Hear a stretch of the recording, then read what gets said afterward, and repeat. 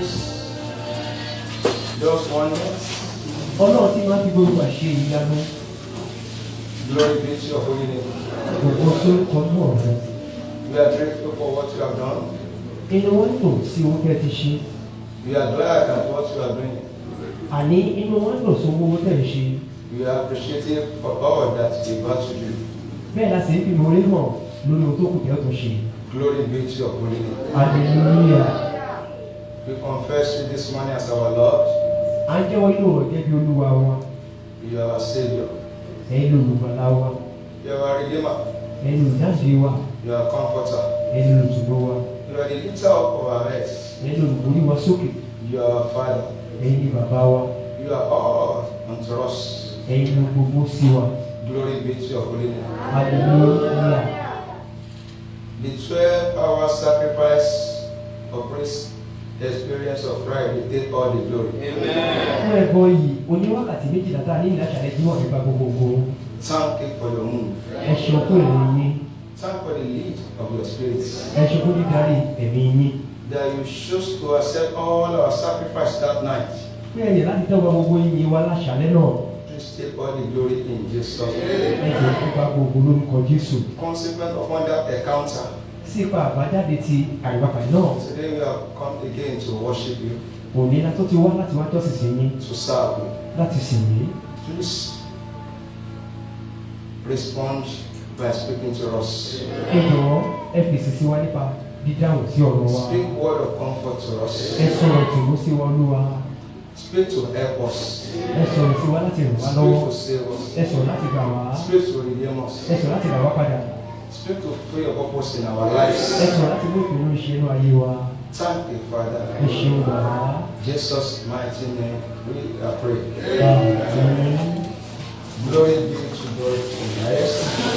Àgbo sí Ọlọ́run lókè ọ̀run.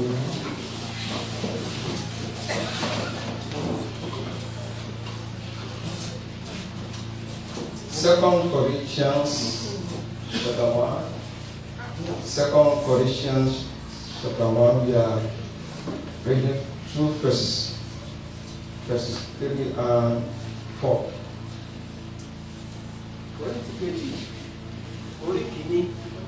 A máa ka ẹsẹ̀ kẹta níbẹ̀ àti ẹsẹ̀ ìkẹyìn.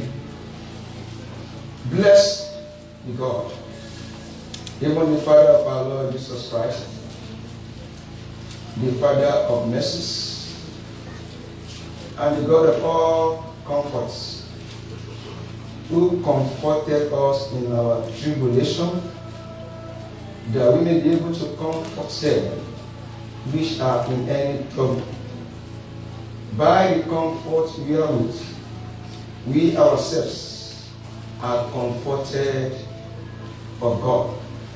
This is where the direction for the annual Thanksgiving service was also taken from. Ní ìyẹn láti mú jáde àkórí ìpàdé ti èyí ni àjọ̀dún yìí láti mú jáde. The message we are listening to this morning Ọ̀rọ̀ yìí tá à ń tẹ́tí sí lówó yìí. is titled, We Are Comforted. Orin àkọ́rí rẹ̀ sọ pé a ti tù wá nínú. Apostle Paul in this scripture is describing the God of comforts, the God of all comforts. Àpọ́sítélì Paul ń ṣe àpèjúwe Ọlọ́run nínú ẹsẹ̀ ọ̀rọ̀ yìí pé ó ní Ọlọ́run olùtùnú gbogbo wa. Apostle Paul is trying to describe who God of all comfort is. Àpọ́sítélì Paul ń gbìyànjú láti ṣe lálàyé fún wa lẹ́ni tí Ọlọ́run olùtùnú ń ṣe. He said, He is the Father of our Lord Jesus Christ. He described him as Father of mercies, God of all comforts. Ó ṣe àpèjúwe rẹ̀ gẹ́gẹ́ bí Ọlọ́run tí ṣe bàbá Jésù Kristi Olúwa wa, bàbá ìyọ́nú àti Ọlọ́run ìtùnú gbogbo. He said, He is God who comforts us in all our tribulation, that we may be able to comfort them which are in any trouble. Ó ní òun ni Ọlọ́run tó tù wá nínú gbogbo wàhálà wa gbogbo kí ó bá lè ṣe ṣe fún àwọn náà ká lè tu ẹnikẹ́ni tó fẹ́nu wàhálà nínú. Among great attributes of the comfort of God, of all comfort, is that by the reason of this comfort, we are also comforted. Iṣẹ́ ńlá lè ta àwọn ọmọ Ọlọ́run tí a pè ní olùtùnú yìí ni wípé nípasẹ̀ àfihàn ohun tí ṣe ti ìtùnú yìí nínú rẹ̀ ń kọ́ ni àwa náà fi ń di ẹni ìtùnú. So the message is, by the reason of all that God has been doing in the recent days, we are comforted of God. Ló bí pé ọ̀rọ̀ náà ní wípé nípasẹ̀ ohun tí Ọlọ́run ṣe láwọn ọjọ́ sẹ́yìn gbogbo ń kọ́ làwọn di ẹni ìtùnú nínú Ọlọ́run. Because God of all comfort himself had comforted us. Torí pé Ọlọ́run olùtùnú ti kára rẹ̀ ti tù wá nínú. I'm confident to announce to us, we are comforted of God. Ìgboyà rẹ̀ ń bẹ fún mi láti kéde rẹ̀ fún wa pé ẹni ìtùnú Ọlọ́run ni àwa ń ṣe. No minding the raging of the afflictors, we are comforted of God. Láì wò lórí ìbúramúramù àwọn akọ́nilójú ẹni ìtùnú Ọlọ́run kọ́ ni àwa ń ṣe. No minding the oppression of the oppressors, we are comforted of God. Láì wò nínú èyí lára àwọn aninilára àní ẹni ìtùnú ti Ọlọ́run ni àwa ń ṣe. It doesn't matter the level of the groaning, it doesn't matter the level of the pain. The word is this, we are comforted of God.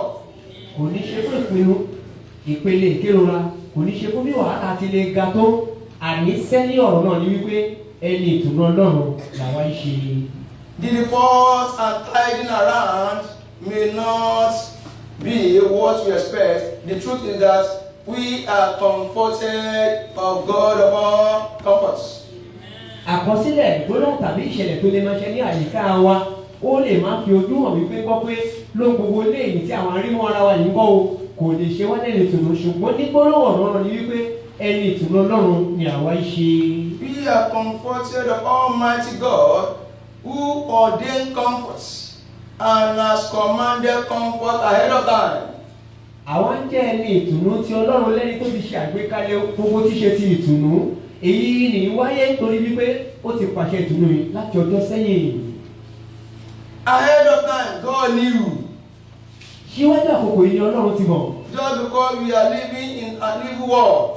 Pé látàrí pé à ń gbé inú ayé ti ṣe ayé ibi. Men are bound to be discomforted. Ẹ̀dá yóò ní ṣe láti jẹ́ aláìní ìtùnú. Men are bound to experience some sorrow and pain. Yóò ṣe é ṣe fún ẹ̀dá láti ní ìrí àwọn ìkorò tó ti ìrora kan. And in Isaiah chapter 40 verse 1 and 2, Isaiah chapter 40 verse 1 and 2. Nínú ìwé Ẹsáyà orí ogójì ẹsẹ̀ kìíní sí ẹsẹ̀ kejì. To make provision for our comfort ahead of time. Láti mú ìpèsè fún ìtùnú wa ṣáájú àkókò. The Almighty God himself spoke in that scripture. Ọlọ́run Olódùmarè ti kára ẹ̀ sọ̀rọ̀ nínú ẹsẹ̀ ọ̀rọ̀ náà. Comfort ye my people, saith your God. Speak ye comfortably to Jerusalem, and cry unto her, that her warfare is accomplished, that her iniquity is pardoned, for she hath received of the Lord hand double for all her sins. Ẹ tu ènìyàn mi nínú, ẹ tù wọ́n nínú ni Ọlọ́run yín wí. Ẹ sọ̀rọ̀ ìtùnú fún Jerúsálẹ́mù kí ẹ sì ké sí i pé ogun jíjà rẹ̀ tán, pé adarí àṣedéédé rẹ̀ jì í nítorí pé ó ti gba nígbà méjì láti ọwọ́ Olúwa wa fún ẹ̀ṣẹ̀ rẹ̀ gbogbo. Does it appear you are passing through some pain this morning? Wọ́n mú lò pé ẹ̀ ń àwọn ìrora kọ̀kọ́já lòrọ̀ yìí. Are you sorrowful? Tàbí a banújẹ́ bí? The one who can comfort all Lẹ́ni tó lè tu gbogbo ẹ̀ dánínú. is talking to you, talking to me this morning. Ó ń bá yín sọ̀rọ̀ bẹ́ẹ̀ ló bá mi sọ̀rọ̀ lóòrọ̀ yìí. Be comforted. Ẹ di ẹni ìtùnú. Be comforted. Ẹ di ẹni ìtùnú. Because in the package of his word, there is comfort. torí pé inú àpamọ́ ọ̀rọ̀ rẹ̀ kọ́ ìtùnú bẹ́ẹ̀. In his package, hidden in his son, there is comfort. Nínú àpamọ́ rẹ̀ tó fara sínú ọmọ rẹ̀ ìtùnú bẹ́ẹ̀. In the package he had in store for us in his spirit, who is described as comforter, there is comfort. Nínú àpamọ́ rẹ̀ tó pamọ́ nínú ẹ̀mí rẹ̀ tó pè ní olùtùnú ìtùnú bẹ́ẹ̀. As you contact his comfort this morning, bí a ti ń ṣe àríbápàdé ìtùnú rẹ̀ lóòrọ̀ yìí. your life will never remain the same. ayé wa ò ní wà bákan náà mọ́. Why are we sure that we are comforted?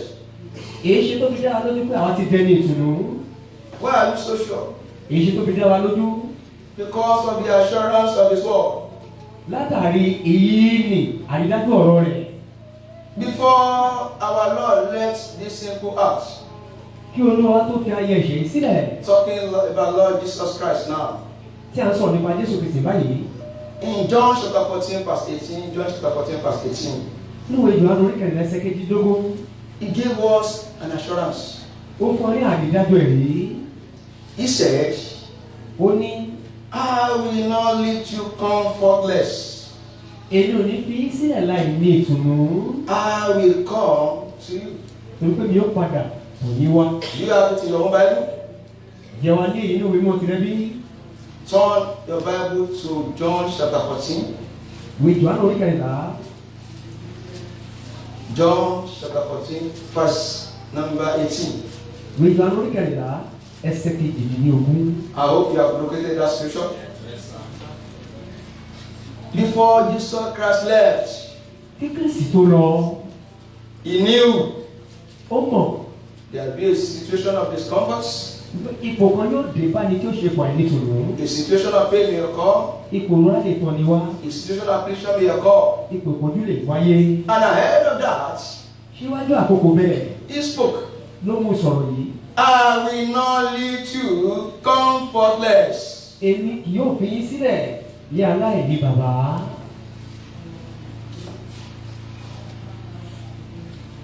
Does this word address your situation this morning?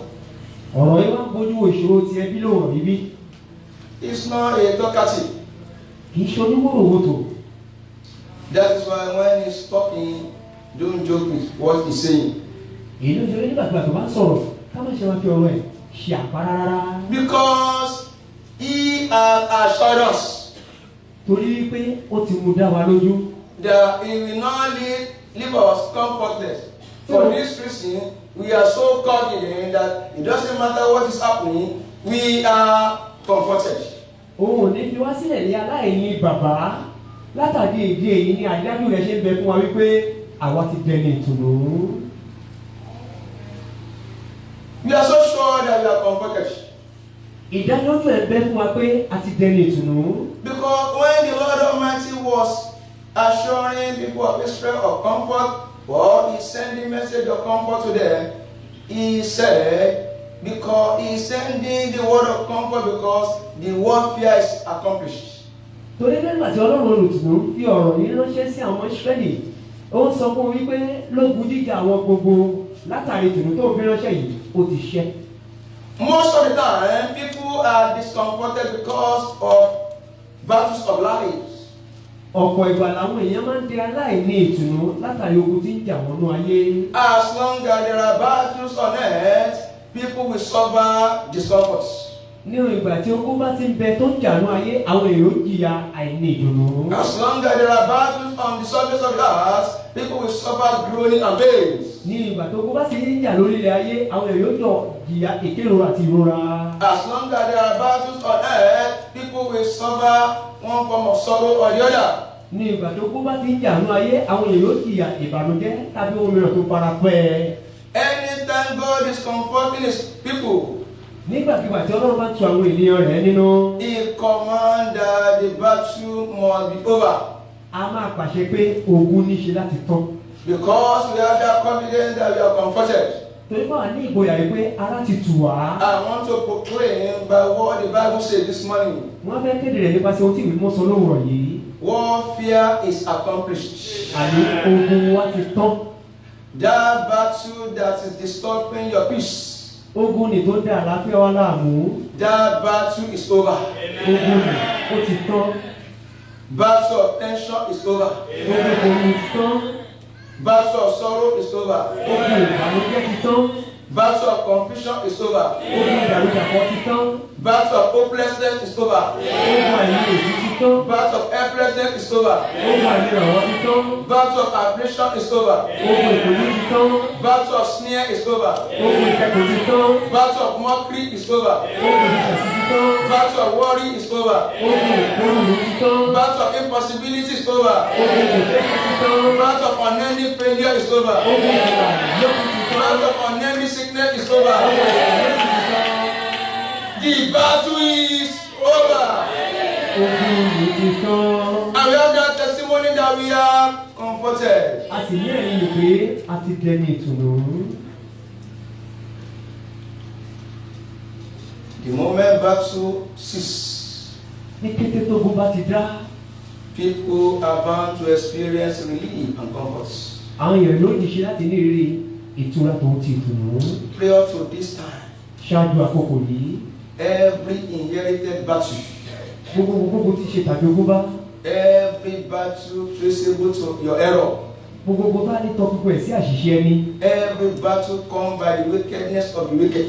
Gbogbo tó lè máa wá nípa ìṣe gbogbo àwọn ẹni ibi. Because it is time for us to celebrate the comfort in Christ Jesus. Torí pé àkókò lè fún wa láti ṣe àjọyọ̀ ìtùnú nínú Kristi Jésù. It gladdens my heart once more to announce to you that it is over.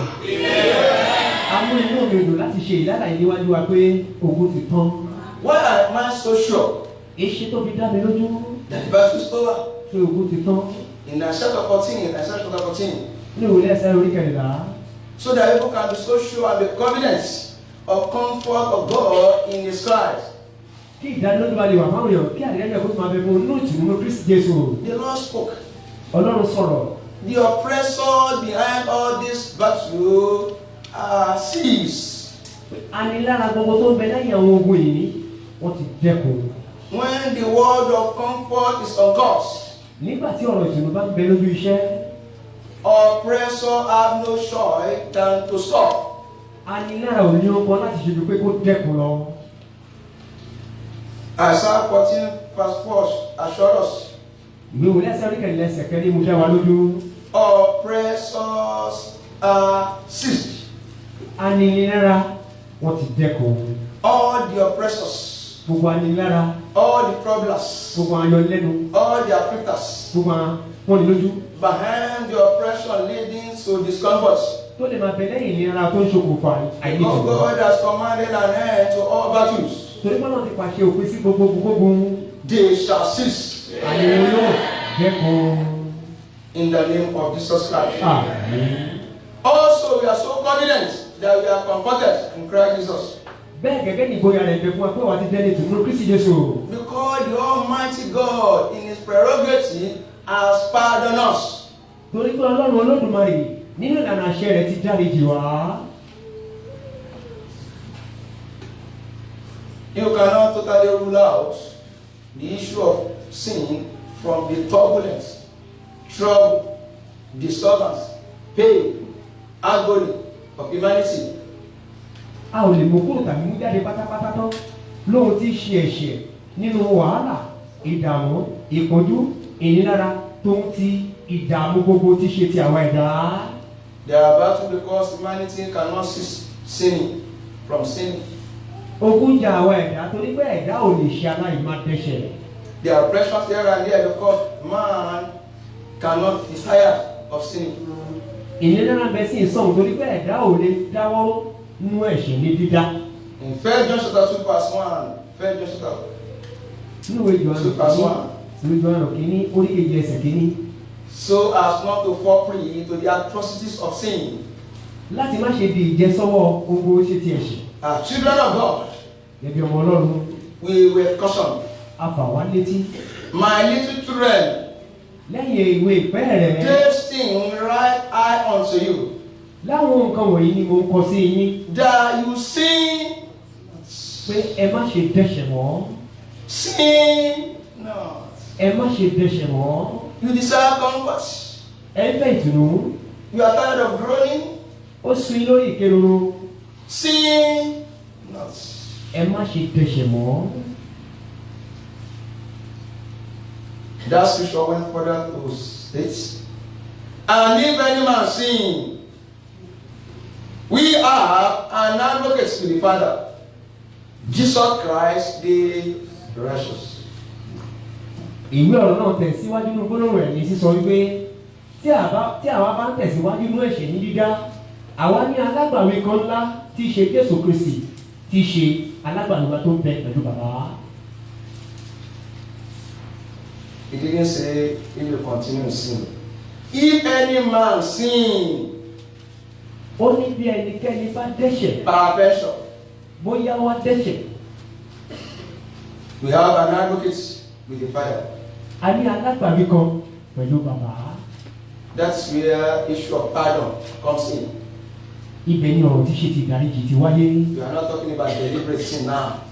A ò wá sọ nípasẹ̀ ẹ̀ṣẹ̀ àwọn ọ̀dà ń báyìí. Just because of the word of comfort that God spoke concerning Jerusalem in Isaiah 40 we read earlier. Àní látàrí ọ̀rọ̀ ìtùnú léyìí tí Ọlọ́run sọ nípasẹ̀ Jerusalem gẹ́gẹ́ bí ìwé wọn ti sọ tá a kà ṣáájú. So that sin will not block the flow of the comfort. Kí ẹ̀ṣẹ̀ kí ó má bá ṣe dènà ìṣàn tí ṣe ti ìtùnú. The Lord said, Ọlọ́run sọ wípé the iniquity of Jerusalem is pardoned, àìṣedéédé Jerusalem adarí ẹ̀jẹ̀. for she shall receive of the Lord and double for all her sin.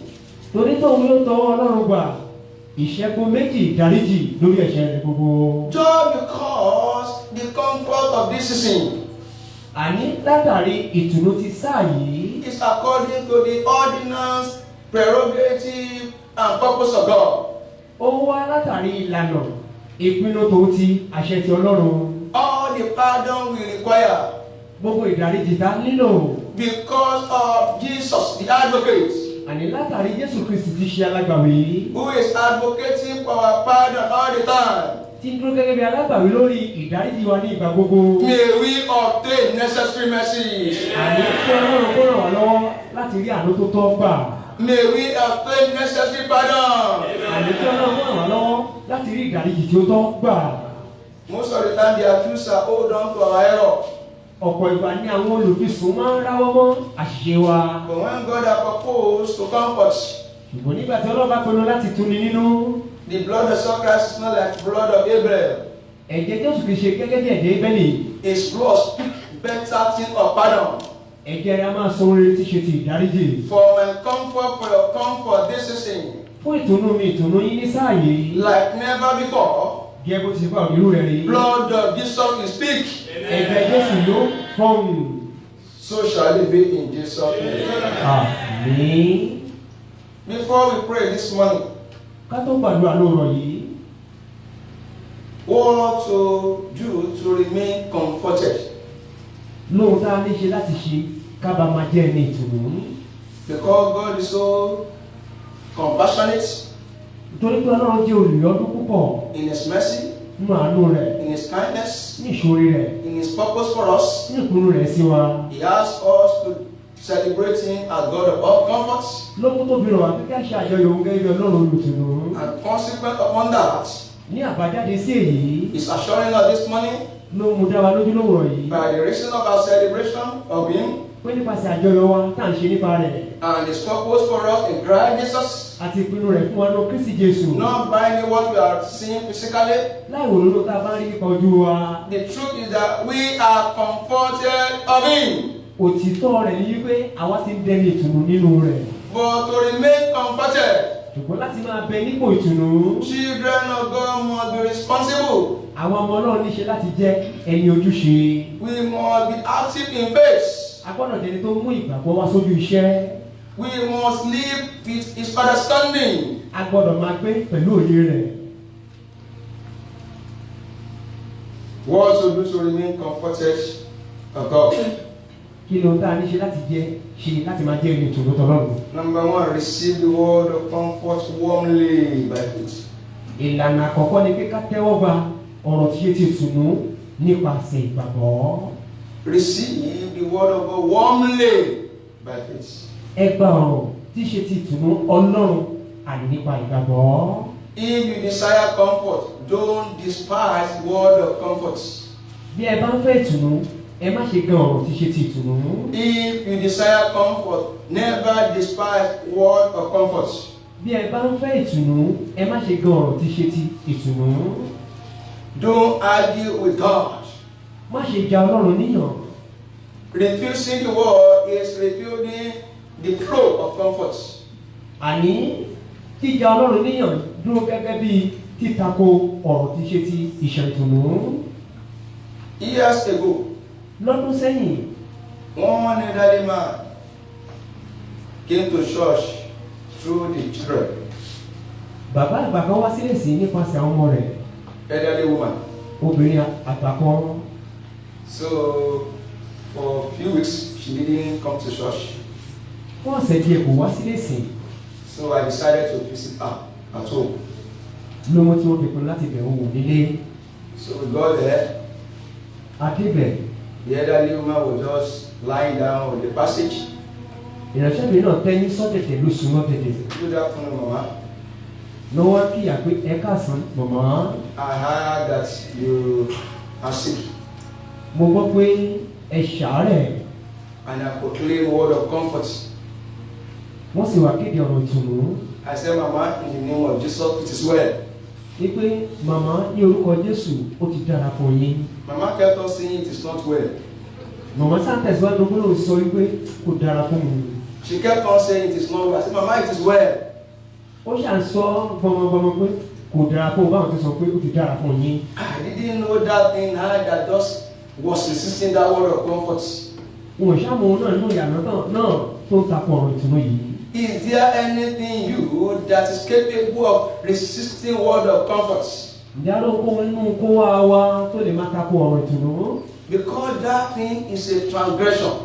Torí pé òun ní ohun ìrékọjá ni. It is banished from your life in Jesus' name. A lè jáde inú ayé wa lóòrọ̀ yìí lórúkọ Jésù. If you want to remain comforted, Bí a ó bá ní ṣe láti máa jẹ́ ní ìtùnú, never resist word of comfort. kí a má ṣe takò ọ̀rọ̀ ìtùnú. Don't despise word of comfort. Kí a sì má ṣe gan ọ̀rọ̀ ìtùnú. Even when the word of God is not appearing to conform to what you are feeling, just for the word's sake, receive it. Kódà bí ọ̀rọ̀ Ọlọ́run ni ò bá wà ní ìbámu sí ohun tí ìwọ ń là kọjá, ṣùgbọ́n látàrí pé ìtùnú ló sọ ọpa rẹ̀ tẹ́wọ́ gbà á. Everything that has to do with this word came by the word of God. Torí pé lóhunkóhun tí ó bá ní ṣe pẹ̀lú ọ̀rọ̀ yìí ń kọ́ nípasẹ̀ ọ̀rọ̀ náà ló ti fi wá. If the word of God is too small to comfort a man, Bí ọ̀rọ̀ Ọlọ́run bá wá kéré púpọ̀ jùlọ láti tu ẹ̀dá nínú. nothing and no one can comfort such a soul.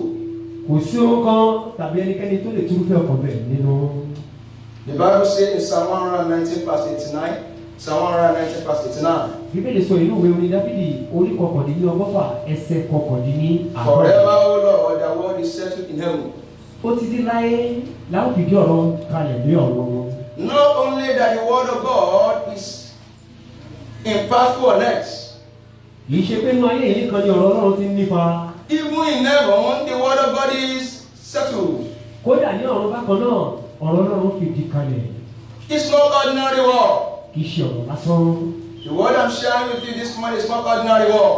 Ọ̀rọ̀ tó ń ṣe àjùmọ̀jọ pé pẹ̀lú wa lóòrọ̀ kì í ṣe ọ̀rọ̀ lásán. It's a word that has the power of turnaround. Ọ̀rọ̀ tó ní agbára ìyípo padà ni. It's a word that is so impacting. Ọ̀rọ̀ tó ní ipa pàtàkì ń kíkó ni. If only the word can be welcomed. Bí a bá lè fàyè gba ọ̀rọ̀ náà.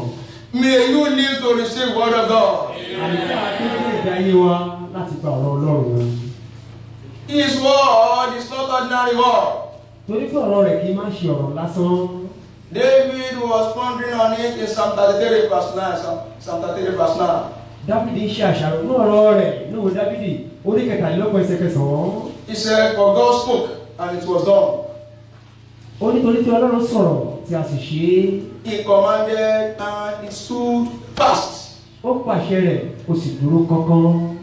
The word I'm sharing this morning unto you is the word of comfort from Almighty God.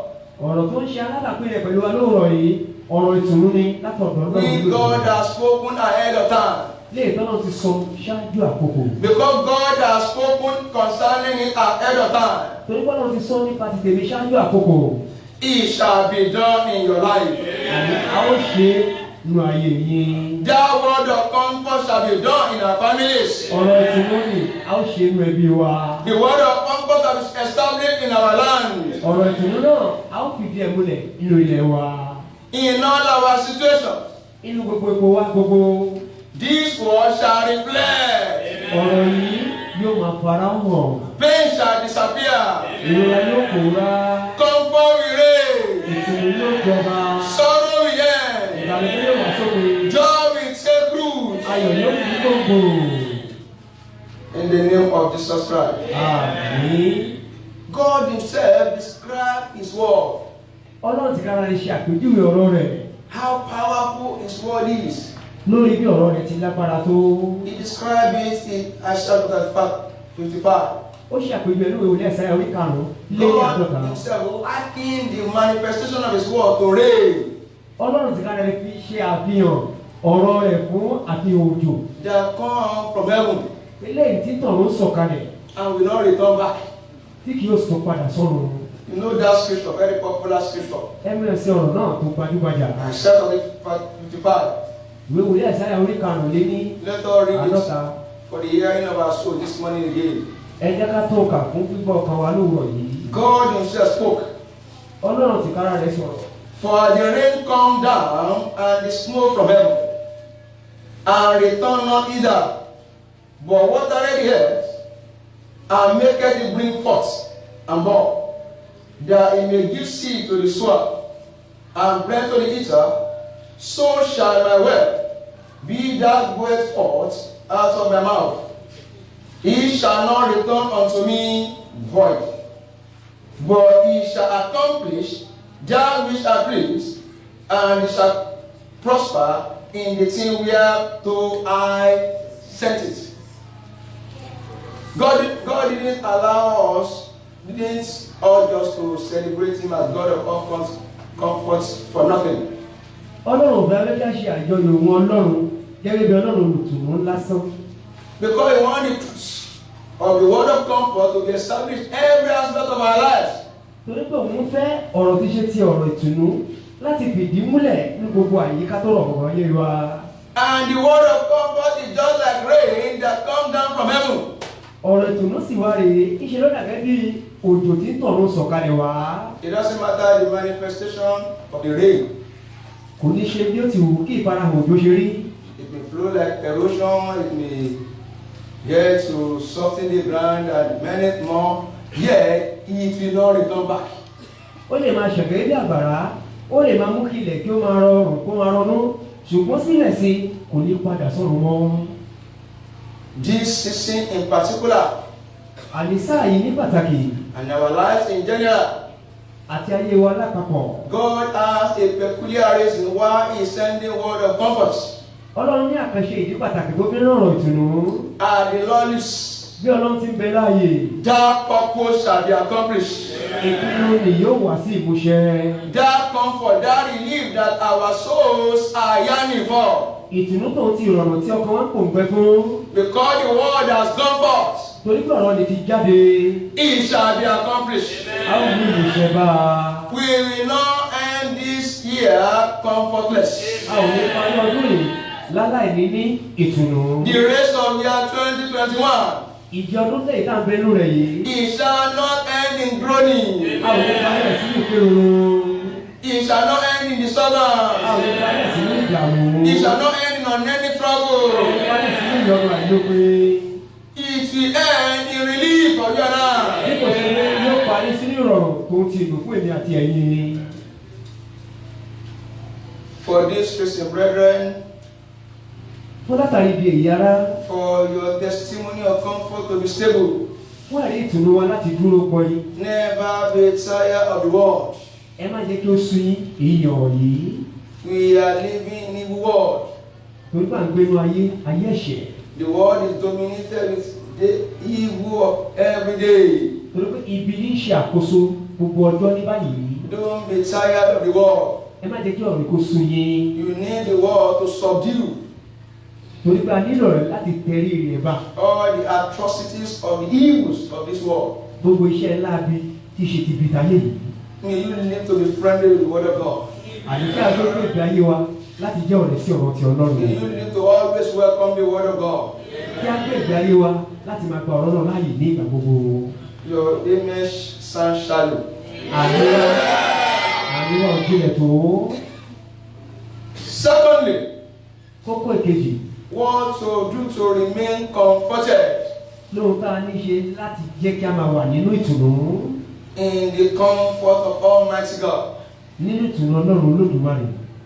Celebrate the one who can help you conquer discomfort. Ẹ máa ṣe àjọyọ̀ àti àpọ́nlé ẹni tó lè ràn yín lọ́wọ́ láti ṣẹ́gun àìní ìtùnú. Always celebrate the one who can help you conquer comfort or conquer discomfort, not discomfort itself. Ní gbogbo ẹni tó lè ràn yín lọ́wọ́ láti ṣẹ́gun gbogbo tí ó ti àìní ìtùnú, ẹ máa ṣe àpọ́nlé kẹ̀sì máa gbà á lálejò ní ìgbà gbogbo.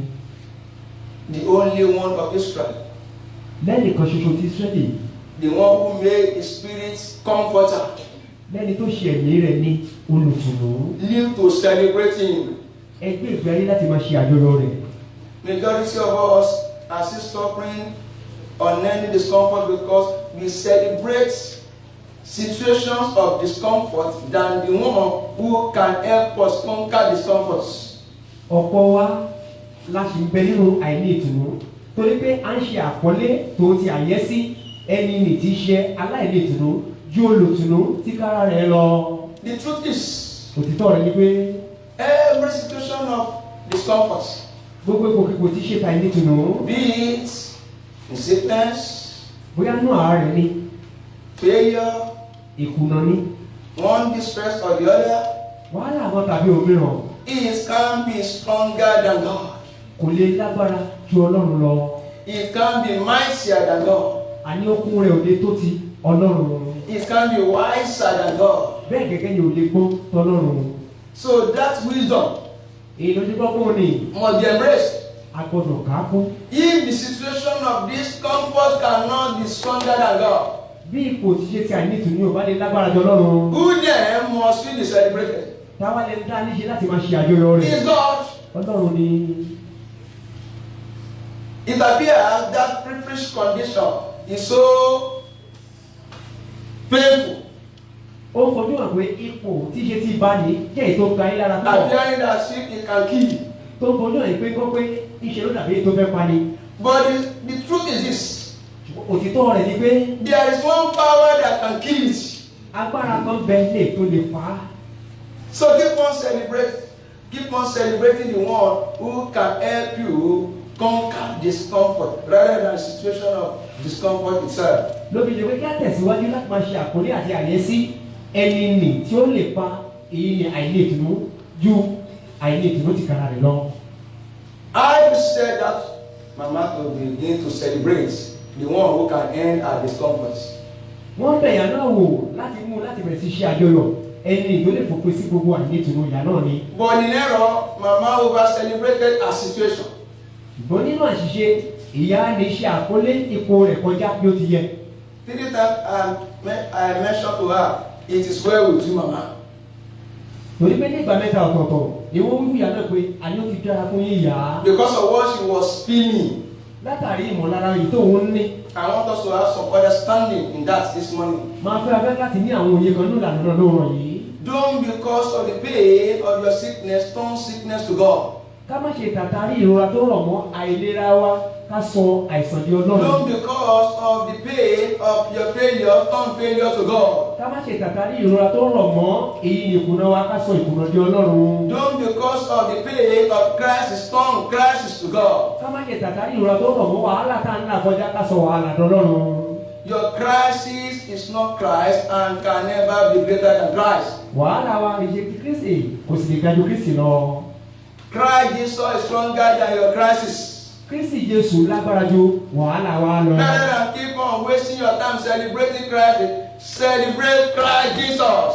Ju kí á tẹ̀síwájú láti máa ṣe àpọ́nlé èyí ni wàhálà tó ti dààmú ẹ jẹ́ ká ṣe àpọ́nlé Kristi Jésù. The one can help you subdue crisis. lẹ́ni tó lè ràn ọ́ láti tẹrí ipò wàhálà bá. He can make you take advantage of crisis anytime, any day. Tó lè mú aborí wàhálà nígbàkigbà lọ́jọ́kọjọ́. The one who has been before crisis. Lẹ́ni tó ti wà ṣáájú wàhálà. The one who will be after crisis no more. Lẹ́ni tó ti máa bẹ lẹ́yìn ìgbà tí wàhálà ò bá sí mọ́. One way of keeping me comforted is to celebrate him. Ọ̀nà kan lẹ́yìn tá a lè máa mú pé kí a máa ṣe ká máa tù wá nínú ìgbàgbọ́ ni ká máa ṣe àjọyọ̀ rẹ̀. In the scripture in Psalm 148. Inú ìwé Dáfídì orí kejìdínláàádọ́jọ. Everything on earth is commanded to give praise to God. Ohun gbogbo nínú ayé la pa láṣẹ láti fi ìyìn fún Ọlọ́run. Because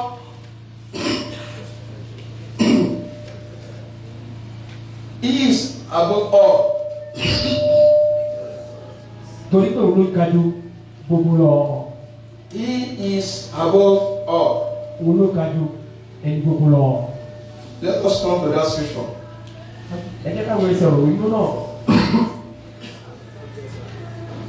Psalm 148.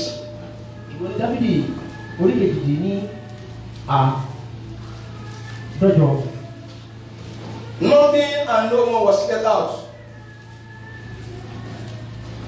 All are commanded to give praise to God. Kò sí ohun kan tàbí ẹnikẹ́ni kan tá a yà sọ́tọ̀. Gbogbo apá láṣẹ láti fi ìyìn fún Ọlọ́run. Praise the Lord from earth.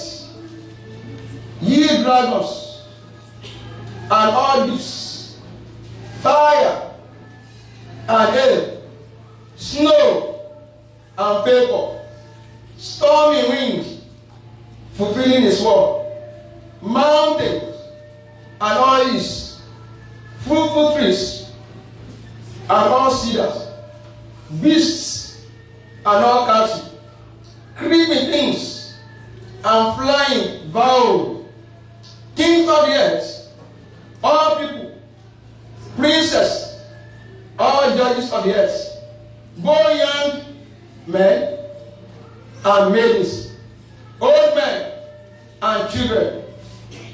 Let them praise the name of the Lord. Why? For his name alone is excellent. Shout hallelujah to that. Hallelujah. His glory is above the earth and heaven. Ògo rẹ̀ ga jù ayé tó mọ̀rún lọ. May you learn from this. Kí àwa kí ó ti inú èyí kẹ́kọ̀ọ́. May you live this. Kí àwa kí ó máa fi èyí gbé ìgbé ayé. May you always remember this. Kí a sì máa gbogbo àrántí èyí. That the name of the Almighty God Pé orúkọ Olúwa Ọlọ́run Olódùmarè. excels in all situations. Ó ga jù gbogbo ipòkípò lọ. It's above all situations. Àló ga jù gbogbo ipòkípò lọ. That Christ didn't create you. Torí pé wàhálà ni ò dání. Therefore, have no final say over your life. Lórí èlò ti pé ọ̀rọ̀ ìkẹyìn ò sí lẹ́nu rẹ̀ láti sọ lórí ayé ẹni. It is just an experience Ìrírí lásán ní í ṣe. that have expiry time. Pé ó ní àkókò kan àyè tí ó fò lọ. Every experience that negates comfort Gbogbo ìrírí yòó tó tako ìtùnú. shall expire today. Àyè yóò wà sí òpin lónìí. In the name of Jesus Christ. Àmín. Thirdly, Kókó ẹ̀kẹta. how to remain comforted of God. Lórí bá ti ń ṣe láti máa jẹ́ ìtùnú tọlọ́run. Be of good cheer. Ẹ jẹ́ kí a máa tújú ká. Always encourage yourself. Kí a máa fi gbogbo para wa níyànjú. Doesn't matter what you are feeling. Kò ní ṣe fún ìmọ̀lára tá a lè máa ní. Live to be courageous in the Lord. Ẹ jẹ́ ká gbé ìgbé ayé ìgbára ilé ìdúró Olúwa. It is normal for crisis to come. Àní ó tọ́ pé kí wàhálà wá. Crisis will come and go. Wàhálà pé wàhálà yóò wá yóò sì lọ ni.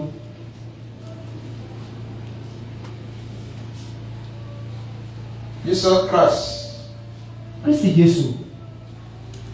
as a package of helping us to be courageous. Ó ní àpamọ́ fún gbígbà wá yànjú.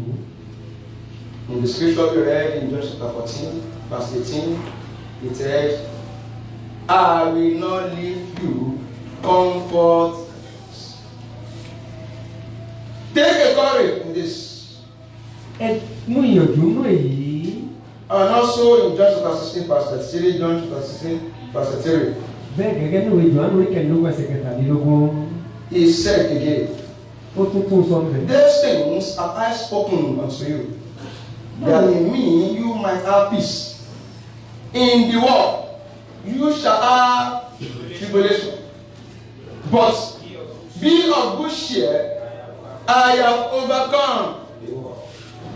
Ní nǹkan wọ̀nyí ni mo ti sọ fún yín pé nínú ayé ẹ ó rí ìpọ́njú ṣùgbọ́n ẹ tújú ká torí tí mo ti ṣẹ́gun ayé. How is the situation this morning? Báwo ni ipò náà ti wá nílò ọ̀rọ̀ yìí? Be courageous. Àyè mú àyà yín le. Encourage yourself, you are not alone. Ẹ gbára yín níyànjú torí tẹ̀ ò dá wà. The Lord has gone ahead of you. Torí tí Ọlọ́run lọ ṣáájú yín. There's nothing you pass through that he doesn't know about. Kò sóhun kan tá ń là kọjá lè tí ò hàn sí Ọlọ́run. Even if he permits it, Kódà tó bá fàyè gbà á. he has allowed it so that at the end of the day, his name might be glorified. Òun ti ń fàyè gbà á tí ó fi jẹ́ pé ní ìkẹyìn lópin ọjọ́ kí orúkọ ẹ̀kọ́ bá lè di àìlógo ni. For that your worry, for that your tension, for that your pain, Fún ìpòrúurú wàhálà tó ti làálàá ni. the name of God shall be glorified. Orúkọ Ọlọ́run yóò di àìlógo. While David was still sojourning here and there, Bí Dáfídì ti ṣe àtìpó sí ìsọ̀hún, he had a camp in Siklag. That is 1 Samuel chapter 30. 1 Samuel chapter 30. ó ní àgọ́ kan ní Síglágì. So he went out. Ó jáde lọ. It took him about 3 days to return. Ó gbà á níbi ọjọ́ mẹ́ta kó tó di kó padà dé. Some of his men of war. Láàárín àwọn ará ẹni ogun rẹ̀. By the time he returned, Nípasẹ̀ ìgbà tí ó padà dé, he used Amalekite Acaron. àwọn ohun ogun Amálẹ́kì ti wá. They burned all that David and his people had. Wọ́n sọ iná sí ohun tí Dáfídì tó tàwọn èèyàn rẹ̀ ní. They went to meet their wives, Wọ́n lọ pẹ̀lú àwọn aya wọn the stupid children. àti àwọn pẹ̀lú. The situation was so bad. Ipò náà burú jáì. The Bible says David together with people that were with him, Débi pé Dáfídì, Bíbélì sọ pé Dáfídì tó pẹ̀ pẹ̀lú rẹ̀. they wept bitterly Wọ́n sọkún gidigidi. to the extent that there was no weeping to weep again. Bí àyè Look at that kind of experience. bí àyè wípé lẹ́yìn inú ẹkún wọn omi yóò dà lójú wọn mọ́. The situation was so bad. Ipò náà burú jáì. They wept.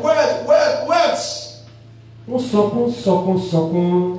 Nothing to weep with again. Dégbé kò sọ nǹkan tó lè sọ Even fún weeping wọn. lost relevance. Wípé ẹkún wá dohun tí ó ṣe pé a ò lè kà The pọ̀. groaning was something else. Ìkérò náà dohun kan mìíràn wọn lọ́wọ́. Unfortunately for David, Ó ṣe wọ́n láàánú fún Dáfídì. let us read something. And David, talking about verse 6 of that scripture, 1 Samuel chapter 30, verse 6. And David was greatly distressed, for the people spoke of stoning him, because the soul of all the people was grieved, every man for his sons and for his daughters. But David encouraged himself in the Lord his God.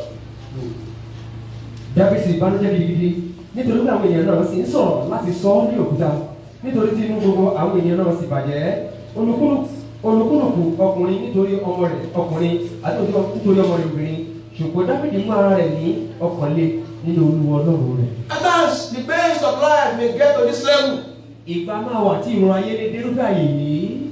whereby even those that you think will come to your rescue, Níbi tí ó ti pé a ó máa rò pé láwọn tí ó yẹ láti wá fún ìkórè wa. who you are thinking will pacify you, Táwọn rò pé wọ́n fẹ́ máa rọ̀ wá. will sympathize with you, Tó máa bá wa kẹ́dùn. will be the one that tell you, you better do something quick. Ní ó máa jẹ́ ohun tí Pólóhùn fẹ́ bẹ́ẹ̀ yóò máa tẹnu jáde pé ó jẹ́ tètè yá wá nǹkan ṣe sọ̀rọ̀ rẹ̀ yìí. All that would have given David courage lẹ́yìn ohun gbogbo tí ìbá ti fún Dáfídì ní ìmọ̀kànlé. The Bible says for the loss of their own beloved one. Bíbélì wá sọ pé fún pípàdánù àwọn àyànfẹ́ títí wọn. They wanted to stone David. Wọ́n fẹ́ sọ Dáfídì lókùúta. You better do something quick. Ó jẹ́ ká tètè támọ́ra kó ṣòwò. As how to recover our pay, our children, Lórí bá ti gba our wives. ọmọ wa, aya wa àti ìyí wa padà. The Bible says David was greatly distressed. Bíbélì wípé Dáfídì banújẹ́ gidigidi. But David encouraged himself in the Lord his God. Ṣùgbọ́n Dáfídì mú aya rẹ̀ lé nínú Ọlọ́run Olúwa rẹ̀. Job had one wife. Jóòbù lé aya kan. When the pain got to a level, the wife could not bear it again. Nígbà tí ìrora nìyí àyè kan, aya yóò lè fara dà á mọ́. The wife told Job, Aya yóò ń Jóòbù. this God you are complaining, you better curse this God so that my people kill you. Lọ́rùn lè fi àní oṣù àkọlé rẹ̀ ìbásàn kó kúkú bí rẹ̀ kó ba lè pa ọ́. Those that you are thinking will be your help, Láwọn táwọn rò lérò pé wọ́n jẹ́ olùrànlọ́wọ́. are they adding to your distress? Wọ́n máa ń ṣe àlékún ìkorò ẹni níbí. Take courage in only God who will never fail. Ẹnu gbogbo àní ìdààmúdàbò tọ Ọlọ́run tí ìjà ní kulẹ̀. He said you are never alone. Ó ní a ò dá wà. It doesn't matter how the pain may be. Wà á ní ṣe bí ìrora lè ṣe lè ga tó. My own package is that I will not leave you comfortless. Àpamọ́ tèmi ni pé èmi kì yóò fi sílẹ̀ láì ní ìtùnú. It may appear the comfort is no longer there. Ó lè máa fojú hàn pé bóyá ìtùnú ni ò sí níbẹ̀ mọ́. But we have a God of all comforts Ṣùgbọ́n wa ní Ọlọ́run olùtùnú gbogbo. who has seen ahead of this present time Tó ti rí ṣáájú ìgbà lọ́wọ́lọ́wọ́ yìí. and has given us assurance. Tó ti fi àrídájú rẹ̀ fún wa. I will not leave you comfortless. Pé èmi kì yóò fi sílẹ̀ láláì ní bàbá. Instead of disturbing yourself Ìta àbá máa dára láàmú. about rejection of men, Nípa ìkọ̀sílẹ̀ àwọn ènìyàn gbogbo. lack of sympathy from men, Àìbánikẹ́dùn látọwọ́ àwọn ẹ̀dá. why don't you go ahead and take courage in this God Èyí ṣe tàbí lọ láti gbára níyànjú ní Ọlọ́run yìí. who is too fail to fail a man? Tó jẹ́ olóògùn lójú láti já ìdákọ́lẹ̀. May you be courageous enough to hold on to him in Jesus' name. Àbí kí àwọn tó ní ìyànjú láti di Ọlọ́run yìí mú lórúkọ Jésù. And as we are going to pray on final notes, Lórí nǹkan, a ó gbàdúrà lórí ọ̀rọ̀ ìkẹyìn. never forget one thing. Lórí pé kí a má ṣe gbàgbé ohun kan. God is a wise investor. Ọlọ́run jẹ́ ọlọ́gbọ́n nínú níná. When God is spending comfort in your life, Nígbà tí Ọlọ́run bá ń ná ìtùnú lé yín orí. when God is sending consolation or sending succor for the pain you have suffered, Nígbà tí Ọlọ́run bá ń rán ìtùnú, ohun ìtura lórí ìrora tá ń là kọjá sí ni. He has a purpose. Ó ní ìpinnu lórí rẹ̀. He is doing that because He knows that through you, somebody might be comforted. Ó ń ṣe èyí sí ni látàrí pé ó mọ̀ pé nípa tiwa ẹ̀dá mìíràn lè dẹni ìtùnú. God who is sending comfort to you Ọlọ́run tó rán ìtùnú sí ni. has that delight to send more comfort through you. Ó ní èyí nì ọ̀pọ̀ rẹ̀ lọ́wọ́ láti gbọ́ wa ná ọ̀pọ̀ ìtùnú jáde. God's purpose of comfort doesn't end with you. Ìpinnu Ọlọ́run fún ìtùnú ìtàn sórí ẹni. He wants it to be a flow A máa fẹ́ kó jẹ́ ìṣàn. so that as you have been comforted, Tóbi bá ti ń tu àwa nínú. others that are comfortless through you might be comforted. Láwọn mìíràn tó jẹ́ aláìní ìtùnú nípa tiwa wọ́n dẹni ìtùnú. That is why when we read in the anchor scripture, Ìlú ṣe nígbà tí a kà ní ẹsẹ̀ ọ̀rọ̀ ti ṣe àkórí ọ̀rọ̀ tàbí bá wa sọ̀rọ̀ lóòrọ̀ yìí. he said, Ó sọ wípé Paul said, Paul mú wípé who comfort us in our tribulation, that we may be able to comfort them which are in any trouble. àpótí Paul sọ wípé lẹ́yìn ní tó tù wá nínú wàhálà wa gbogbo kí àwọn tó bá lè tu àwọn ẹni tó ń bẹ nínú wàhálà nínú. They may say no trouble is as bad as your own. A lè máa sọ wípé kò sí wàhálà kan lè tó ga tó ìta wa là kọjá. Only that you are not aware of it. Lóhun tó kàn ṣẹlẹ̀ ni pé kò hàn sí wa ní. There are some people out there who are more troubled than you. Lóde lọ́hùn táwọn kan bẹ tó lè pé wàhálà wọn kọjá etí wọn là kọjá. Whose pain is more severe than your own. Lẹ́yìn tí ipò tí wọ́n wà ó ga ó gbèdé ẹ̀mí ju tirẹ̀ It lọ. may not be known to you, but it's known unto the Almighty God. Ó lè má hàn sí ìwọ ṣùgbọ́n hàn sọ́lọ́run Olódùmarè. That is why He's sending comfort. ìlú tó fi rán ìtùnú. So that those who are still more trouble than we do, tó pé fún àwọn ẹni ìdájí yọ lẹ́nu ní ìjà tí yọ àwa lẹ́nu lọ. who suffer more pain than we do, tó ń jìyà ọ̀pọ̀ ìrora ju ìtawà ń jẹ lọ lọ. who suffer more groaning than we do, tí ó ń jẹ̀yà ọ̀pọ̀ ìkérò ju ìtawà ń jẹ lọ lọ. might connect comfort in Christ Jesus. Bàálé láǹfààní ìsopọ̀ mọ́ ìtùnú ní Kristi Jésù. Never forget that truth. Kí a má ṣe gbàgbé òtítọ́ yìí. If you still want to remain comforted in the Lord, Bí a bá ṣe fẹ́ láti máa jẹ́ olùtùnú mọ́ Ọlọ́run. the comfort of God is not about you alone. Torí pé ìtùnú Ọlọ́run ń ṣe fún àwa nìkan. It's because of those that God wants to reach out to through you. Ó ń wáyé látàrí àwọn ẹni ìtọ́lọ́run tẹ́ tọwọ́ wa fi ìtùnú dá lọ́lá. As long as you don't look focus of that truth, Ní ìgbà táwọn bá ti pàdánù àfojúsùn òtítọ́ yìí, you will remain comforted. a ó máa jẹ́ olùtùnú títí láyé. The message this morning is Ọ̀rọ̀ òwúrọ̀ yìí sí wa ni pé not mind what we are hearing around, láìwò nípa yóò tá a bá ń gbọ́ láyìíká wa gbogbo. not mind what we are seeing around. Àti láìwò ní gbogbo tá a bá rí ní àyíká wa. We have a testimony from God about comfort. A ní ẹ̀rí èmi ọ̀kan látọwọ́ Ọlọ́run olùtùnú gbogbo olùtùnú. We are comforted. Àwa ti di ẹni ìtùnú. I want to proclaim concerning the children this morning. Mo tún wá ń kéde nípasẹ̀ àwọn ọmọ Ọlọ́run lóòrọ̀ yìí. It doesn't matter the situation. Ó wà ní ṣe lórí ipò yòówù tá a ní máa là kọjá. Our children are comforted. Àwọn ọmọ wa gbogbo ti di. It doesn't matter the situation. Kò ní ṣe fún ipò rè. Our youth are comforted. Àwọn ọ̀dọ́ wa. It doesn't matter the situation. Kò ní ṣe lórí ipò náà. Common to women around. Lórí àwọn obìnrin tó ń bẹ láyìíká wa gbogbo. Our women are comforted. Àwọn obìnrin wa ti di ẹni It doesn't matter the situation. Common to men Kò around. ní ṣe fún ipò tó ń wọ́pọ̀ láàrin ọkùnrin tó ń bẹ láyìíká gbogbo. Our men are comforted. Àwọn ọkùnrin wa ti di ẹni ìtùnú. It doesn't matter the situation. Common to ministry around. Kò ní ṣe fún ipò tó lè máa ràn wọ́n gbogbo iṣẹ́ ìrìnsẹ́ tó ń bẹ láyìíká. Jesus is comforted. Ìjọ yìí àti It ìtùnú. doesn't matter the situation. Common Kò ní ṣe fún to nation around. Kò ní ṣe fún ipò tó lè wọ́pọ̀ sáwọn ilé ìtòyí wa ká gbogbo. And the Lord ruleth. Bí Ọlọ́run ti ń ṣàkóso. And the Lord reigneth. Bí Ọlọ́run ti ń jọba. The one who reigns above all nations. Ṣé tó ń jọba lórí gbogbo orílẹ̀-èdè. This country is comforted. Orílẹ̀-èdè yìí àti ìtùnú. Rest unto your feet this morning. I appreciate him for the word of comfort. Ẹ jẹ́ ká dìde lóòrọ̀ lórí ẹsẹ̀ wa ká fi mo lè mọ̀ sí Ọlọ́run I olùkọ́. appreciate him for the word of comfort. Kí á dúpẹ́ lọ́rọ̀ fún ọ̀rọ̀ God yìí. of comfort, I am grateful unto you Ọlọ́run olùtùnú ìdí mo lè mọ̀ sí yín. for that word of comfort in Christ Jesus. Fún ọ̀rọ̀ tùnú ní Kristi nì. Because Christ lives, Torí Kristi ń bẹ láàyè. I know Èmi mọ̀ I am comforted. tó ti di ẹni ìtùnú. I appreciate him. Máa dúpẹ́ lọ́wọ́ rẹ̀. I appreciate him. I appreciate him. Dúpẹ́ lọ́wọ́ rẹ̀. Dúpẹ́ lọ́wọ́ rẹ̀. Give him all the praise, give him all the honor, Kí gbogbo ètò ọgbọ́n lásán o. give him all the adoration. Kí Yorùbá fún pẹ̀lú. Because Jesus Christ lives, Torí Kristi wà láàyè. we are rest assured Àdéhùn ẹ̀ bẹ́ẹ̀ fún wa. that we are comforted. Báwa ti di ẹni ìtùnú. Not minding circumstances, Láìwò náà tó lè rọ̀ mọ́ yíwá ká. because he lives.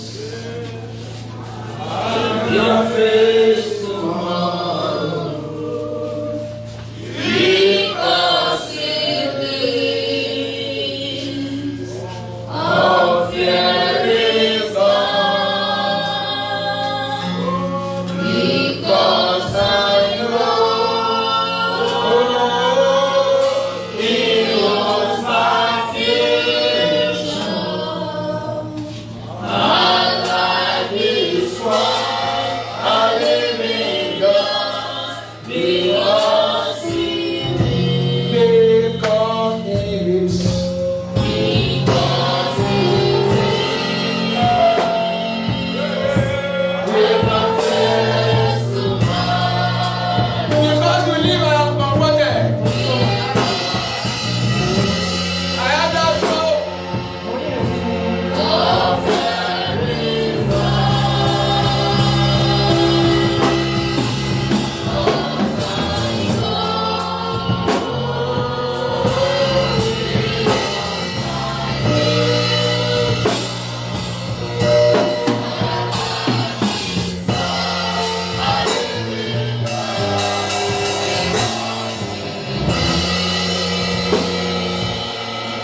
Turning to prayer this morning. Ẹ jẹ́ ká sọ́ọ̀dì àdúrà lóòrọ̀ yìí.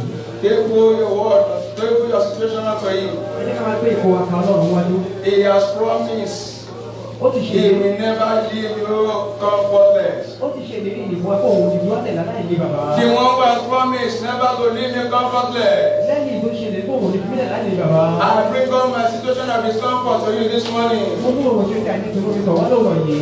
Prove yourself over my situation, Lord. Jẹ́wọ́ ara yóò ní kò ní gbogbo olúwa. Yield every aspect of your situation of before in this morning. Ṣé owó títí kò ẹni tún rẹ̀ àárín wájú rẹ̀? Situation of comfort, discomfort, present to him. Ipò ẹni tún rẹ̀ ṣe ìkàwájú. That situation of pain, of anguish, Ipò olúwa ti fàyà mi. of groaning, Ìkéròrò present before him this morning. á pe ìkàwájú rọ̀ yìí. The one who has promised never fail, that he never fail. Lẹ́ni tó ṣèlérí tó sì kùnà rí. Honor him this morning. Bọ́lá fún olóòrọ̀ yìí. Celebrate him more than your situation. Ṣé àjọ kó ṣàkólé rẹ̀ sí ipò rẹ̀ lọ? Acknowledge with your mouth. Máa jẹ́wọ́ yìí pẹ̀lú ẹrù rẹ̀. Daddy, I acknowledge this morning. Pé bàbá kò jẹ́wọ́ rẹ̀ lóòrọ̀ yìí. You are stronger than my situation. Èyí ní agbára bí ipò You mi lọ. are greater than my situation. Èyí tó ju ipò mi lọ. You are greater than my situation of pain. Ẹ tó ju ipò mi lọ. Whatever experience I'm passing through now, Ìríkìrí òkú ńlá kọjá báyìí. one truth is this. Òtítọ́ kan ni pé You are greater, you are stronger. ẹ tó mẹ́lẹ̀ sí agbára. For your promise never to leave me Ó comfortless. sẹ́kì ẹ̀dẹ́ pẹ̀lú ìlú bíbélì láti bàbá. Oh God, Olúwa Ọlọ́run. do something this Ẹ morning. ìjọba ní kọ́kọ́ ìjọba ní kọ́kọ́. I believe your word. Mo kọ̀ ọ̀rọ̀ yín gbọ́ You o. will not leave me comfortless. Bẹ́ẹ̀ ò ní fi mí sílẹ̀ láì ní bàbá. My Father, my God, Bàbá mi Ọlọ́run mi o. your word of comfort, Ọ̀rọ̀ ìtùnú yín. establish in my situation, Ẹ fi jẹun lẹ́nu ìkọ̀ mi gbogbo. establish in my pain. Ẹ fi jẹun lẹ́nu ìrora mi. Let your word of comfort in Christ Ẹ Jesus. jẹ́ kọ̀rọ̀ sínú lórí sí Jésù. Let it take over. Ẹ jẹ́ kó gba ìṣàkóso. Let it take over. Ẹ jẹ́ kó gba ìṣàkóso. Let it reign Ẹ jẹ́ kó jọba. over my life, over my situation. Lórí ayé mi lórí ìkọ̀ mi gbogbo. Let the word of comfort take Ẹ over. jẹ́ kọ̀rọ̀ sínú kó gba ìṣàkóso. Let the word of comfort take Ẹ jẹ́ over. kọ̀rọ̀ sínú kó gba ìṣàkóso. Take over my family. Kó gba ìṣàkóso lórí mi. Take over my career. Take over my business. Ìṣàkóso lè fa ayé mi lóko. Let your word of comfort Ẹ reign. jẹ́ kọ̀rọ̀ sínú kó jọba. Let your word of comfort Ẹ reign jẹ́ kọ̀rọ̀ sínú kó jọba. in my soul, my spirit, in my body, Nínú ọkàn náà rámọ̀ ẹ̀mí mi. in my family Nínú ẹbí mi. that is being disturbed. Àdílé tí ń tàdá Let the word of comfort Ẹ reign jẹ́ kọ̀rọ̀ sínú kó jọba. in my going out and my coming in. Nínú ìjáde tó ìwọlé mi. Let the word of good comfort be established. Ẹ jẹ́ kọ̀rọ̀ sínú kó fi jẹun rẹ̀. Let the word of comfort have Ẹ preeminence. jẹ́ kọ̀rọ̀ sínú kó gba ìṣàkóso. Let your word of comfort have preeminence, Lord. Kọ̀rọ̀ sínú kó gba ìṣàkóso Olúwa. In the name of Ní Christ. orúkọ láti Jésù. Yield your situation unto him this Ẹ morning. máa fi wòye sí lóòrọ̀ Situation, yìí. your life, situation, your family. Ìkọ̀ọ̀nà yín rẹ̀ bí yín. Ask him to establish his word of Ẹ comfort. máa láti fi lọ́rọ̀ ìtumọ̀ rẹ̀ múlẹ̀. For he has promised never to leave us Ó comfortless. tó ti ṣèlérí kó òun fi lọ́lẹ̀ láti bàbá. Pray to him this morning. Òun lè máa sọ fún lọ́rọ̀ yìí. Pray to him, pray to him, Ẹ gbàdúrà sí i. pray to Ẹ him. máa gbàdúrà yín sí i. One thing is certain, Ó kọ́ mọ̀ tó dájú. because we have a comforter in Christ Jesus, Pẹ̀lú bàbá ní olùsùnú ló Kristi Jésù. we cannot fail, A ò lè kùnà. we cannot fall A ò lè ṣubú. by the reason of what we are passing through. Nípa sọ tí a ń là kọjá. We have that assurance, A ní àdájọ́ ẹ̀rí. we have that assurance, A ní àdájú we náà. cannot fail, Kọ́ ò lè kùnà. we cannot fall Bẹ́ẹ̀ la ò lè ṣubú. by the reason of any discomfort we are passing through. Nípasẹ̀ àdéhùn kí àdéhùn ká là kọjá. We cannot fail, we cannot A ò fall. lè kùnà bẹ́ẹ̀ la ò lè ṣubú. Let your word of comfort be established Ẹ jẹ́ kí ọ̀rọ̀ tì ní kábíyè múlẹ̀. in every aspect of my life. Gbogbo ẹ̀yẹ̀ tó ọkọ̀ máa yé wa. Anything me, Ogún nù mí. anything without, Ogún lóde mi. resisting or attacking, contending with your word of comfort. Sọ́ńtà kò gbàgbé tó kù ti ọ̀rọ̀ ìtùnú rẹ̀. Let soul be subdued Olè la tẹ̀lé gbogbo ẹ̀ka.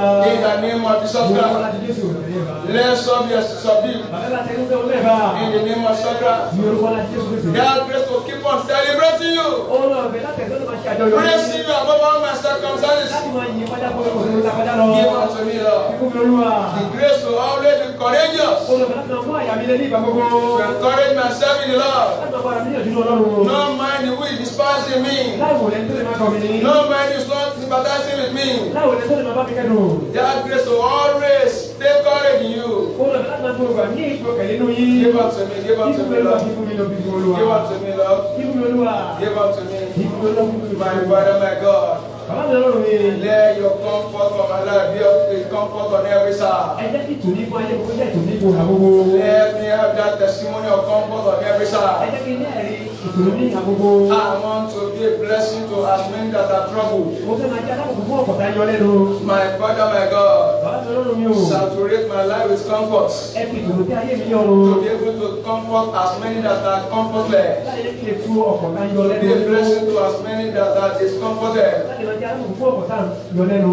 Satisfy my Òun life náà tí ayé mi tí ayé mi tí ayé mi lọ́rùn. with abundant comfort. Pẹ̀lú àdínkù àdíṣẹ́kù Spiritually, financially, materially. tẹ̀mí ní ìtàlántí To be able to comfort as many that are discomforted. Láti kí lè tún nínú ọ̀pọ̀ta tí ó In yára my ìlú. neighborhood, place of work. Láti òfin ó gbé ní iṣẹ́ mi. In my family. Nínú ẹbí mi. Forever, O God. Títí láyé Olúwa. Make me a vessel of your Ṣé mi comfort. náà wọ èrè ìtùnú rẹ? Make me a vessel of your comfort. Ṣé mi náà wọ èrè ìtùnú rẹ Olúwa? That through me, O Ó God, lè nípasẹ̀ ní Olúwa. all thou might be Àwọn comforted.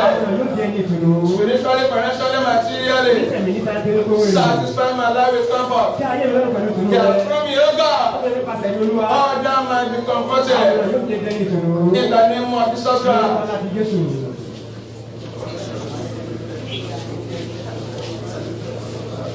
Thank you, Father. Blessed be the name of the Lord. Ìfọ̀kúsọ́ ló kọ́ tó fi Olúwa.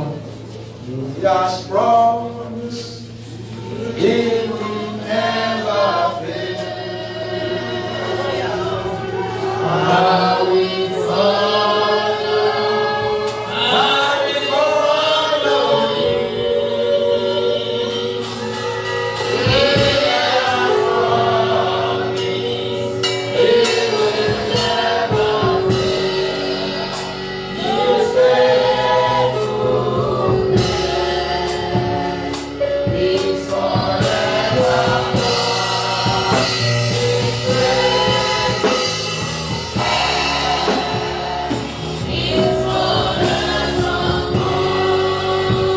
The promise He will never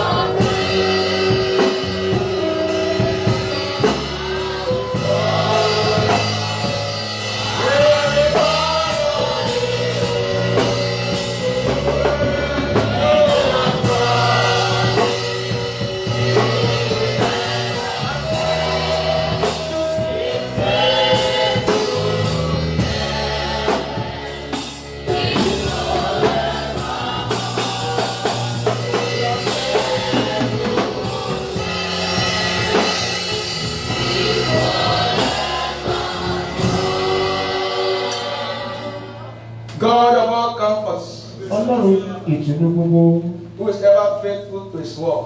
tí máa ti wà jẹ́lódò sí ọ̀rọ̀ rẹ̀. We are glad that this morning you have reminded us Inú wa dùn tó pé lóòrò ètò náà wá létí. that in Christ Jesus we are comforted. Pé inú Kristi Jésù láti dẹni ìtùnú. Thank you for the package of comfort in Christ Jesus. Ẹ ṣe fún àpamọ́ tún yín ìtùnú inú Kristi Jésù. Thank you for the manifestation of comfort in your spirit. Ẹ ṣe fún ìfarahàn ìtùnú inú ẹ̀mí yín. Thank you for the way you have brought in our understanding this morning. Ẹ ṣe olórí ọ̀nà rẹ ti mú òye wá gbòòrò sí lóòrọ̀ yìí. Glory and honor be to your holy name. Hallelujah. Thank you that for our comforts, Ẹ ṣeun fún ìtùnú wa. your word has gone forth ahead of time. Ọ̀rọ̀ ti lọ ṣáájú àkókò. Thank you for our comforts. Ẹ ṣe fún ìtùnú wa. You proclaim that the warfare is accomplished. Ṣé ẹ̀jí rẹ̀ pé ogun wa ti tán? The battle are ended. Ogun wa ti tán. Thank you that for our comforts, Ẹ ṣeun fún ìtùnú wa. you have pardoned us with double pardon Ẹ ti dájú wa pẹ̀lú ìṣẹ́kù méjì onídàáríjì. for the sake of your Christ. Wọ́n látàrí Kristi yìí. Glory be to your holy name. Hallelujah. Father, we receive your word into our life. Bàbá á gba ọ̀rọ̀ yín sínú ayé wa. The word of comfort, Ọ̀rọ̀ ìtùnú mi. let it be established Ìgbàlúlẹ̀ in our soul, ní ọmọ wa. in our circumstances, Nínú àyè wa gbogbo. in Jesus' name. Àmín. That grace to always receive the word of comfort by faith. Ó yọ̀ bẹ́ẹ̀ ni láti máa tẹ́wọ́ gba ọ̀rọ̀ ìtùnú pẹ̀lú ìgbàgbọ́. Please give unto us in Jesus' name. Ọ̀rọ̀ wa lórúkọ Jésù. Any resistance, Gbogbo ìtakò. restriction to the word of comfort in our life, Ìdíwọ̀n ọ̀rọ̀ ìtùnú náà lórí ayé wa. let them be expelled in Jesus' Ó name. lè máa ń lọ jáde lórúkọ Jésù. One thing is certain, Ó kọ́ ọmọ tó dájú. it doesn't matter what happened on the surface of earth. Wà á ní ṣe fún tó lè máa ṣẹ̀ lórí ilé àlàyé yìí. Only you must be praised. Ẹ̀yin nìkan la ní ṣe láti yìn. But Lord, because your name alone is excellent above all situations. Torí pé orúkọ yín nìkan ṣe ló ta lórí ipòkípò gbogbo. Your name is comforter Orúkọ yín olùtùnú ni. over all our situations. Lórí gbogbo ipò wa gbogbo. That you are comforter. Lè tẹ́bí jẹ́ olùtùnú. Let it be established in our individual Nínú lives, ayé wa kọ̀ọ̀kan. in our families, Nínú ẹbí wa. in our land, Nínú ilé wa. in our situation. Nínú ipò wa gbogbo. That you are the comforter. Bẹ́ẹ̀ ni olùtùnú. Let your name be magnified. Orúkọ yín olùtùnú bá.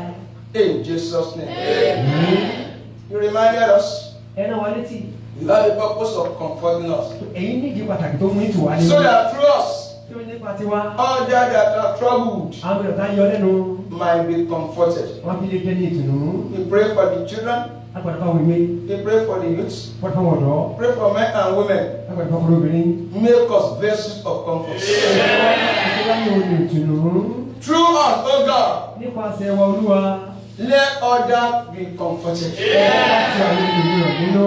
Spiritually, financially, materially. Nígbà nítorí tó tó wèlò. Because that is what you have sent to us this morning. Tó bẹ́ẹ̀ ni ohun tí ẹ ti rán sí wa lóòrọ̀ yìí. We uphold it A kì í mú. and we proclaim A sì kéde ẹ̀. ahead of end of year 2021. Ṣáájú òpin ọdún tàbí ẹnu rẹ̀ yìí. We are comforted. Our children are comforted. The youth are comforted. The men are comforted. The women are comforted. Your shop is comforted. Our land is comforted. Our nation is comforted.